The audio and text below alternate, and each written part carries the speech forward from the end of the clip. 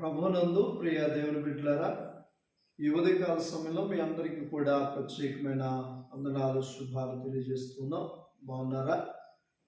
దేవుని బిడ్డలారా, మా అనుదిన ప్రార్థన ద్వారా ప్రతిరోజు దివ్యమైన వర్తమానాల చేత బలపడుతున్నారని విశ్వసిస్తూ ఉన్నాం. మంచిది. మరి నిన్నటి దినాల జరిగిన ఆరాధనలకు వెళ్ళారా? కుటుంబాలతో వెళ్ళండి. చాలామంది ఆరాధనకు వెళ్ళట్లేదని కాస్త తెలుస్తుంది. నువ్వు దేవునికి ప్రాధాన్యత ఇవ్వటం నేర్చుకుంటే దేవుడు నీకు ప్రాధాన్యత ఇస్తాడు. ఈరోజు నేను రానండి, నువ్వేళ్ళు అని భర్తను పంపించడం, భార్యను పంపించడం, పిల్లలను పంపించడం కాదు. కుటుంబం సమేతంగా వెళ్ళండి, దేవుడు మిమ్మల్ని దీవిస్తాడు. అలాగే మా కేదేశు పరిచర్ల కొరకు కూడా ప్రార్థించండి. మీ కొరకు రోజు ప్రార్థిస్తున్నాం. మీకు ఏమైనా అవసరతలు ఉంటే కామెంట్ రూపంలో తెలియచేయండి. మరి ఎగ్జామ్స్ దగ్గరికి వస్తూ ఉన్నాయి, పిల్లల కోసం కూడా ప్రార్థన చేయండి. అర్థమవుతుందా? బైబిల్ చదవండి, కుటుంబ ప్రార్థన చేసుకోండి. పరిశుద్ధ గ్రంథంలో ద్వితీయోపదేశకాండం 13వ అధ్యాయం 4వ వచనం, మీరు మీ దేవుడైన యెహోవాకు లోబడి ఆయనకే భయపడి ఆయన ఆజ్ఞలు అనుసరించి ఆయన మాట విని ఆయనను సేవించి ఆయనను హత్తుకుని ఉండవలెను. ఇక్కడ ఒక వచనంలోనే చాలా విషయాలు రాశారు. ఒక వచనంలో చూడండి, మీరు మీ దేవుడైన యెహోవాకు లోబడి. మొట్టమొదటిగా ఏం రాశాడు? లోబడి. అంటే మొట్టమొదటిగా మనం ఆరాధిస్తున్న దేవునికి లోబడాలి. ఆయనకి లోబడకుండా నువ్వు ఏం చేసినా నీకేం దొరకదు.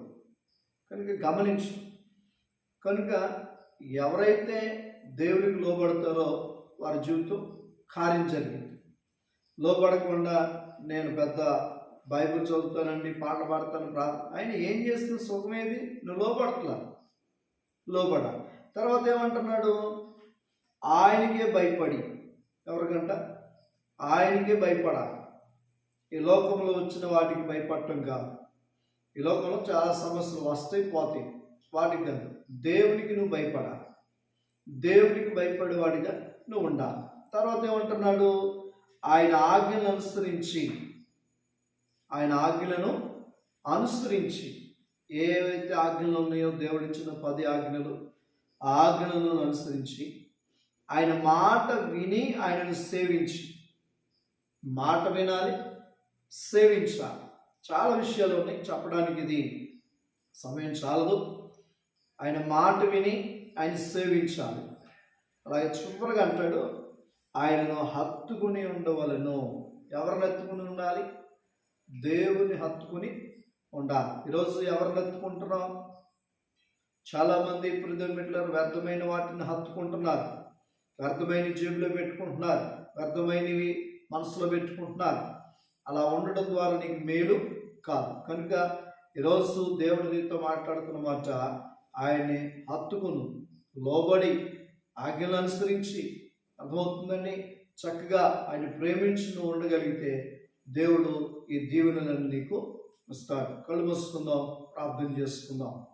పరిశుద్ధుడా, ప్రేమ కలిగిన దేవా, నీ పరిశుద్ధమైన ఘనమైన నామాన్ని బట్టి వందనాలు, స్తోత్రాలు.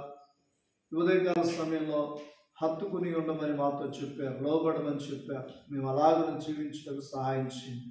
కుటుంబాలను, బిడ్డల్ని, ఈ కార్యక్రమాన్ని చూస్తున్న కుటుంబాలను కూడా దీవించి ఆశీర్వదించమని యేసు నామములో అడుగుచున్నాం తండ్రి. ఆమేన్. God bless you. Thank you all.